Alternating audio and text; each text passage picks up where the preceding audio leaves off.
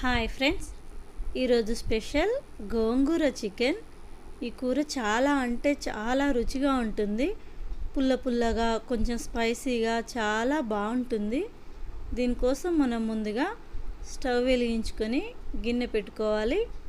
దానిలో 1.5 spoon oil వేసుకొని బాగా కాగనివ్వాలి. అది కాగాక ఒక మీడియం సైజ్ ఆనియన్ కట్ చేసి వేసుకొని బాగా ఎర్రగా వేపుకోవాలి. ఇవి వేగాక ఒక పావు స్పూన్ పసుపు వేసుకొని కలుపుకోవాలి. తర్వాత అల్లం వెల్లుల్లి పేస్టు 1 స్పూన్ వేసి పచ్చి వాసన పోయే వరకు వేపుకోవాలి. తర్వాత చికెన్ వేసి బాగా కలుపుకోవాలి. దీన్ని 10 మినిట్స్ వరకు హై ఫ్లేమ్లో ఉడికించుకోవాలి. తర్వాత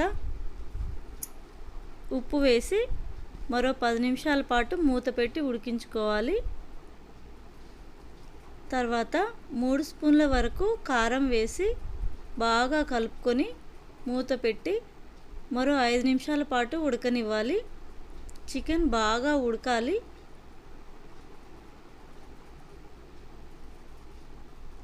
ఇలా నూనె పైకి తేలే వరకు ఉడికాక మళ్ళీ మూత పెట్టుకొని కొద్దిసేపు ఉడకనివ్వాలి. చూసారా, ఇలా బాగా ఉడకాలి చికెన్.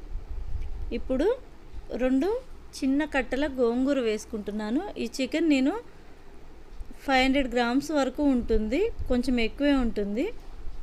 అందుకని 2 కట్టల గోంగూర వేసుకొని కలుపుకోవాలి బాగా. ఇలా బాగా ఉడకనివ్వాలి గోంగూరని. ఆ గోంగూర ఫ్లేవర్ అంతా చికెన్కి పట్టేలాగా మధ్య మధ్యలో కదుపుతూ బాగా ఉడకబెట్టుకోవాలి.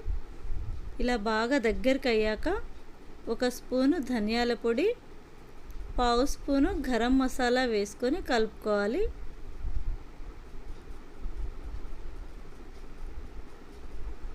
మీకు కనుక మా వీడియో నచ్చినట్లయితే లైక్ చేయండి, సబ్స్క్రైబ్